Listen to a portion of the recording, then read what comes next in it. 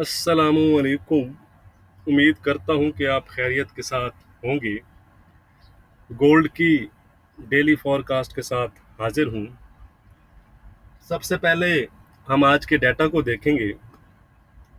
अगर हम आज डाटा वाइज देखें तो जो मेन इवेंट है उनमें एक है यूरोपियन सेंट्रल बैंक की पॉलिसी मीटिंग है, जिसका तकरीबन चांस यही है कि वो अनचेंज ही रहेगी, कोई ख़ास चेंज हमें नज़र ना आए। उसके बाद यूएस का डाटा है, जिसमें इनिशियल जॉबलेस क्लेम नंबर्स हैं। और सबसे जो आज का इम्पोर्टेंट डाटा है और मेन इवेंट है वो है यूएस के CPI numbers, core CPI numbers वगैरह, जिसको हम इन्फ्लेशन डाटा भी कहते हैं।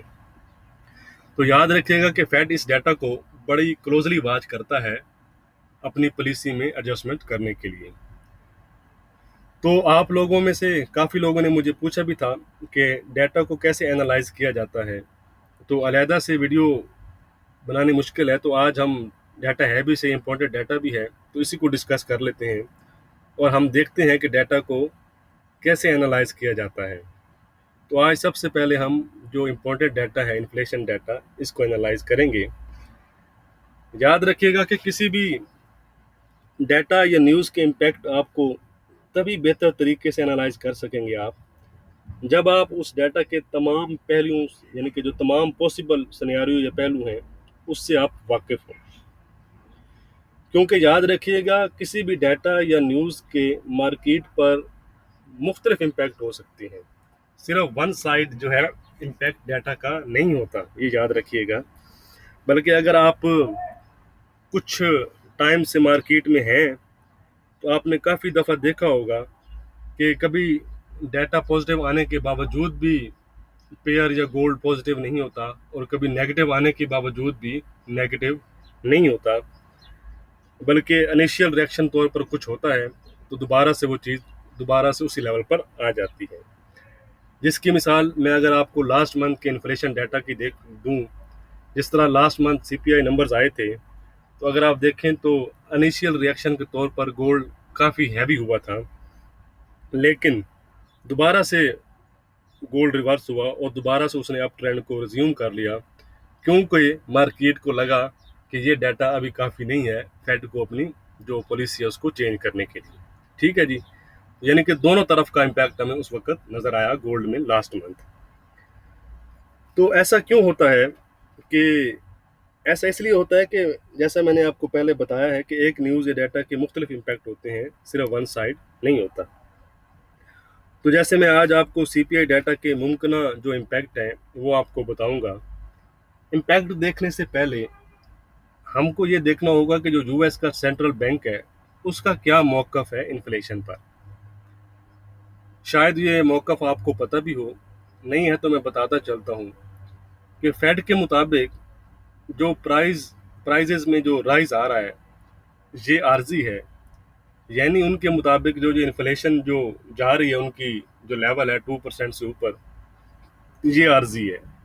क्योंकि कोविड के बाद तेज़ी से यूएस की जो इकानमी रीओपन हो रही है और गवर्नमेंट की जानिब से स्टिमुलस की सूरत में काफ़ी बड़ी स्पेंडिंग्स की गई हैं, जिसकी वजह से इन्फ्लेशन नज़र आ रही है सप्लाई और डिमांड में फ़र्क की वजह से, जो कि जल्द ही दोबारा फेड के लेवल 2% तक आ जाएगी, ये फेड को लगता है।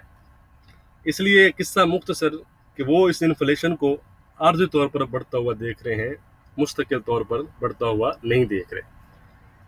अगर हम मार्केट को देखें पिछले कुछ दिन से, तो ऐसा लगता है कि मार्केट भी फेड के इस मौक़िफ़ को तस्लीम करती हुई नज़र आ रही है कि ये जो इन्फ्लेशन है ये आर्जी है। तो अगर आज के डाटा में एक अच्छा अपसाइड नज़र आता है तो वो फेड पर ज़रूर एक किस्म का असर डालेगा कि वो टेपरिंग और रेट्स के बारे में जो डिस्कशन है वो स्टार्ट करें। ये भी वजह है कि फेड के मेंबरान की अक्सरियत अभी पॉलिसी को होल्ड पर रखना चाहती है, एक जो उनका एक गोल है प्रोग्रेस लेवल का, वहाँ तक जाने के लिए। और आपको मैं बताता चलूँ कि अभी कुछ दिन बाद यानी कि 15-16 जून को फेड की पॉलिसी मीटिंग भी है, तो और उसमें जो डॉट प्लॉट होगा वो काफ़ी अहमियत का हासिल होगा कि उसमें क्या चीज़, कितने मेंबर जो हैं वो टेपरिंग के हक में है या नहीं। और इसके साथ साथ आप ये भी याद रखिएगा कि अगर हायर इन्फ्लेशन नंबर्स आते हैं तो इसके बावजूद भी जो यूएस का एम्प्लॉयमेंट लेवल है वो अभी कोविड लेवल से पहले जो था उससे वेल बिलो है, काफ़ी नीचे है। तो ये बात भी जो है वो फेड के मेंबरान के मद्देनज़र होगी। तो अगर हम आज के डाटा की बात करें इन्फ्लेशन की, तो जो उनकी फोरकास्ट है वो है जी मई के लिहाज से 0.4% है और एनुअल बेसिस पर 3.4% है। ये डाटा पाकिस्तानी वक्त के मुताबिक 5:30 पर आएगा। बाकी अगर आप लोग कहीं और से वाच कर रहे हैं तो उस लिहाज से अपना आप टाइम सेट कर सकते हैं। तो अब हम देखते हैं जी कि पॉसिबल क्या इम्पैक्ट हो सकते हैं इन्फ्लेशन डाटा के गोल्ड पर। तो इम्पैक्ट नंबर 1, अगर डाटा फोरकास्ट से अच्छा आता है यानी कि अपसाइड आता है तो गोल्ड हैवी हो सकता है और अपनी डेली सपोर्ट को जाकर रीटेस्ट कर सकता है, जो कि आगे चलकर मैं आपको चार्ट पर दिखाऊंगा। क्योंकि मार्केट को फिर ये लगेगा या लगता है कि ये जो डाटा आया है आज का इन्फ्लेशन, ये काफ़ी है फेड को अपनी पॉलिसी चेंज करने पर, तो गोल्ड ज़रूर हैवी हो सकता है। नंबर 2 इम्पैक्ट जी, अगर डाटा अच्छा आता है तो गोल्ड हैवी हो सकता है, लेकिन इनिशियल रिएक्शन के तौर पर। क्यों? अगर मार्केट समझती है कि ये डाटा आया तो अच्छा है, लेकिन ये उस लेवल तक नहीं आया कि ये जो फेड की जो पॉलिसी है, इजी मनी पॉलिसी, उसको चेंज कर सके, तो इनिशियल रिएक्शन के तौर पर गोल्ड डाउन होगा, लेकिन दोबारा से वो रिवर्स हो सकता है, क्योंकि आपको पता है कि जो गोल्ड है एज ए हेज है अगेंस्ट इन्फ्लेशन। ठीक है।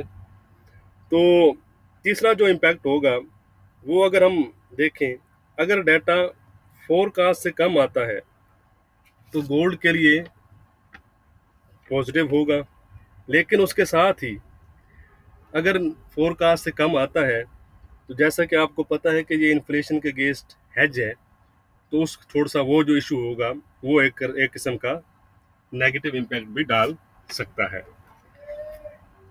क्योंकि आपको पता है कि गोल्ड इन्फ्लेशन हेज है। तो मेरा काम ये था कि आपको जो पॉसिबल तमाम सिनेरियो हैं वो बता दूं। अब आपने क्या करना है, आपने इन तमाम सिनेरियो को इकट्ठा करके एनालाइज करना है और आपने देखना है कि इसमें कौन सा सिनेरियो मार्केट पर यानी कि मार्केट में हो सकता है या मार्केट उसको अडॉप्ट कर सकती है, तो उस लिहाज से आप अपनी गोल्ड में पोजीशन ले सकते हैं। या अगर आप डाटा के बाद का रिएक्शन देखकर भी पोजीशन ले सकते हैं, जिस तरह अगर हम देखें जो नॉन फॉर्म पे रोल्स आए थे, अगर आप डाटा के बाद भी पोजीशन लेते तो आप एक अच्छा प्रॉफिट जनरेट कर सकते थे। तो now it's up to you. लेकिन जाते जाते एक मैं आपके लिए सवाल छोड़ता जाऊंगा कि पिछले 2 दिन से और कल भी काफ़ी जो यूएस की बॉन्ड यील्ड्स हैं उनमें हमें काफ़ी फॉल नज़र आ रहा है। तो उसमें आपके लिए क्या हिंट है या हमारे लिए क्या हिंट है, इसका आपने मुझे जवाब देना है। या ये डाटा से पहले यानी कि इन्फ्लेशन डाटा से पहले शॉर्ट पोजीशन जो क्लियरिंग है वो है, या इसमें हमारे लिए कोई हिंट है। चलें जी, अब हम गोल्ड के चार्ट पर चलते हैं। तो अभी तक अगर आपने वीडियो लाइक नहीं की तो लाइक और शेयर ज़रूर करें, इससे मुझे काफ़ी हौसला मिलता है।